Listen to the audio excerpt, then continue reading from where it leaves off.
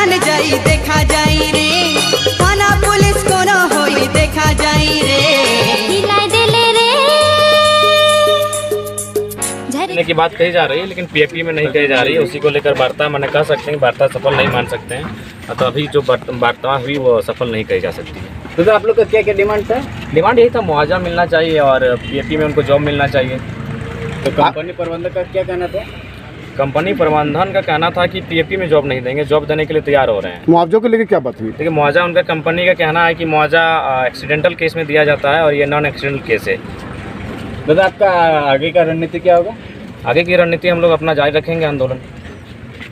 तो प्रशासन के द्वारा जो निर्देश दिया उस पर क्या बात करेंगे? देखिए, उसके लिए कोई बड़ा इशू नहीं है। लाठीचार्ज, गोली, ये तो झारखंड का नियति है। अपने लोगों को क्या बोलना चाहेंगे? हमारे लोग कहेंगे आंदोलन को रहना है, अभी तो यही स्टार्ट हुआ है। शक्तिनाथ महतो ने भी कहा था एक पीढ़ी जेल जाएगी, दूसरी पीढ़ी गोली खाएगी, तीसरी पीढ़ी राज करेगी।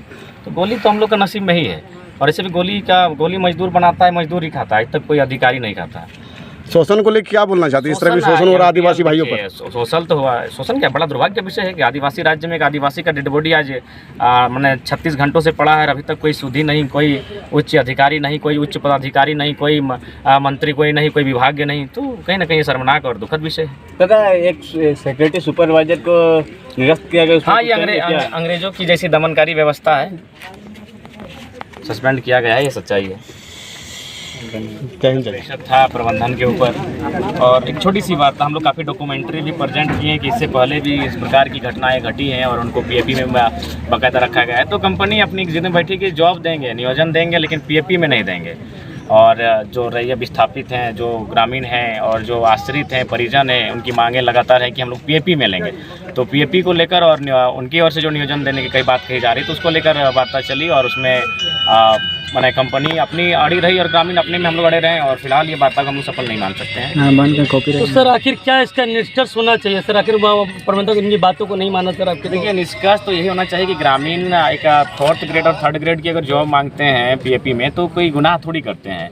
आज अगर एमपीएल पदस्थापित है तो कहीं ना कहीं रैयतों विस्थापितों की ज़मीन पर पदस्थापित है, तो उनकी रैयतों के लिए तो एक विशेष आपको मैंने मांग उनकी मांगनी चाहिए कि ये रैयत है। आपको तो बिना सोचे समझे, ऊपर से जो पीड़ित है, मृत व्यक्ति है, तो उस गांव का है जिस गांव को कंपनी ने गोद लिया है, एमपीएल ने जिस गांव को गोद लिया है उस गांव का है।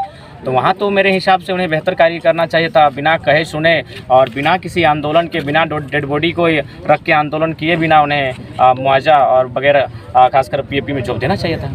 सर, ये तो लगातार एमपीएल प्रबंधक की मनमानी चलती है सर, तो इसका कुछ निष्कर्ष निकलना चाहिए कि नहीं सर? देखिए, मुझे लगता है अब समय आया है कि झारखंडियों को अपनी चट्टानी एकता का परिचय देना होगा, क्योंकि हमारे जितने भी जनप्रतिनिधि जिनको हम लोग चुनकर भेजते हैं वो कंपनी में जाकर सेटिंग हो जाते हैं। इसलिए बाकायदा हम बोले हैं कि अब कॉर्पोरेट की नहीं, क्राउड फंडिंग की पॉलिटिक्स कीजिए और जनता अपने बीच से लीडर को चुनने का काम करे, ना कि कोई थोपा हुआ लीडर एक्सेप्ट करे। हम लोग अभी तक थोपा हुआ लीडर एक्सेप्ट करते हैं, चाहे कोई भी आता है बोलता है हम फलाना पार्टी से खड़े हैं, हम ये देने वाले हैं। तो इन चीज़ों को भी अब जनता को आने वाले चुनाव में समझना होगा कि कहीं ना कहीं जनप्रतिनिधि की जो लीडिंग का अभाव होता है, उस कारण आज कंपनियों की मनमानी चलती है। तो खैर, ये टूटेगी। सिकंदर को खाली हाथ लौटना पड़ा था, अंग्रेजों को वापस जाना पड़ा था, तो कंपनियों का गुरूर कब तक रहेगा? अभी प्रशासन वाले गेट को खोलने का प्रयास कर रहे हैं और हमारे उग्र आंदोलनकारी अभी तक डटे हुए हैं। देखते हैं अभी क्या होगा। इसका लाइव आप लोग देख सकते हैं मेरे YouTube चैनल में।